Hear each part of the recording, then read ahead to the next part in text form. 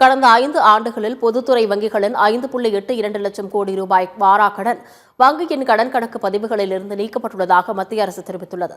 வாராக்கடன்கள் ஒரு குறிப்பிட்ட காலம் வரை வசூலிக்க முடியாமல் இருக்கும்போது அவை வங்கி பதிவுகளிலிருந்து நீக்கப்படும்.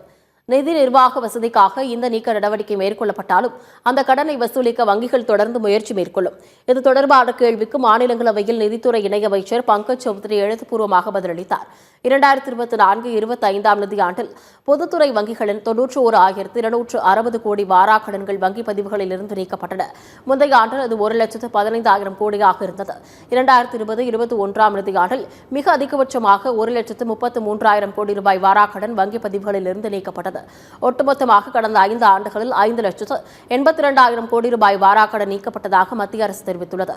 முந்தைய 5 ஆண்டுகளில் நீக்கப்பட்ட வாராக்கடனில் 1,65,000 கோடி ரூபாய் கடந்த 5 ஆண்டுகளில் மீட்கப்பட்டதாக தெரிவித்த பங்கஜ் சௌத்ரி, சிவில் நீதிமன்றங்கள், கடன் மீட்பு தீர்ப்பாயங்கள் மூலம் வாராக்கடன்களை திரும்ப வசூலிக்க வங்கிகள் தொடர்ந்து தீவிர முயற்சிகளை மேற்கொண்டு வருவதாக தெரிவித்தார்.